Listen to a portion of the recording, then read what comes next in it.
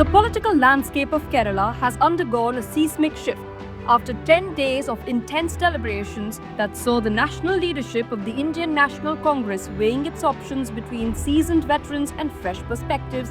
The white smoke has finally emerged from Indira Bhavan. V.D. Satheeshan, the six-time MLA from Paravur and the man who spent the last 5 years redefining the role of the opposition, has been named the Chief Minister designate. His elevation is not merely a change in personnel, it is the dawn of a new era for the United Democratic Front and a testament to the power of intellectual politics in a state that prides itself on high literacy and political consciousness.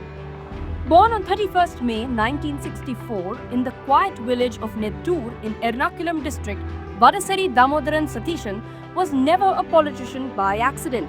His trajectory was charted through the rigors of academia and the heat of student activism. Unlike the firebrand orators of old who relied on decibels to make a point, Satheeshan built his foundation on a formidable educational pedigree. With a master's in social work and an LLM in law, he spent nearly a decade practicing in the Kerala High Court.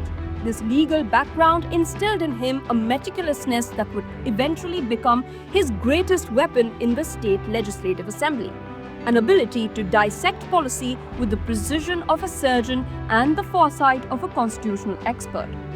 Satheeshan's entry into politics began with the Kerala Students' Union, the KSU, which is the students' wing of the Congress. He rose through the ranks to become the chairman of Mahatma Gandhi University Union in the mid-80s, eventually catching the eye of the national leadership and serving as a secretary for the NSUI. However, his journey to the big league was not without its hurdles.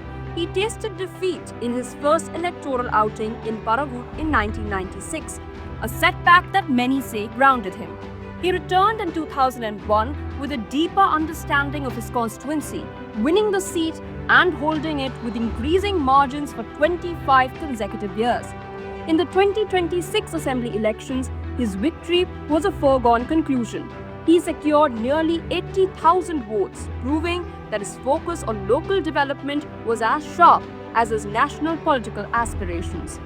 The true making of the man we see today occurred in the aftermath of the 2021 elections, when the Congress faced a historic second consecutive defeat.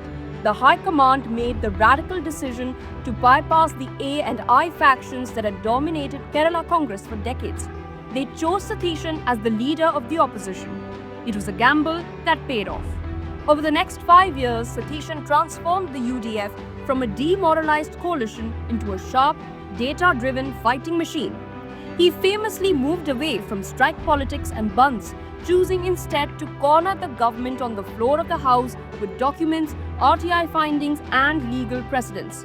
Whether it was the controversy surrounding the Silver Line semi-high-speed rail project or the complexities of state debt, Satheeshan was always the most prepared man in the room. His leadership style has been described as inclusive yet firm. During the 2026 campaign, he was the glue that held the various UDF constituents together, successfully managing the aspirations of the IUML and other smaller parties while keeping the Congress's own internal divisions at bay. His vision for Kerala, as articulated during the campaign, focuses on green growth, a balance between large-scale infrastructure and the fragile ecology of the Western Ghats. This stance won him significant support among the youth and the environmentally conscious middle-class segments that had previously drifted towards the left. On a personal level, Satheeshan remains an outlier in the often chaotic world of Indian politics. He is known for his stoic demeanor and a personal life that is shielded from the limelight. Married to R. Lakshmi Priya and a father to their daughter Unni Maya, he is an avid reader who reportedly carries a book even during the busiest campaign trails.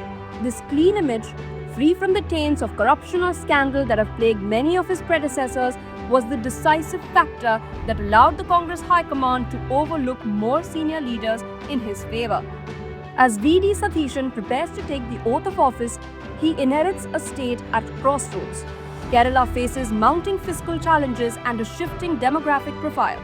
However, for the thousands of supporters gathered outside the Secretariat today, there is a sense of renewed hope. They see in him a man who is not just a politician but a scholar-statesman, a man who understands that in the modern era, governance is not about who shouts the loudest but about who has the best plan. The Paravur model is now ready to be tested on the state stage, and all eyes are on the man who proved that intellectual rigor and grassroots popularity can indeed go hand in hand.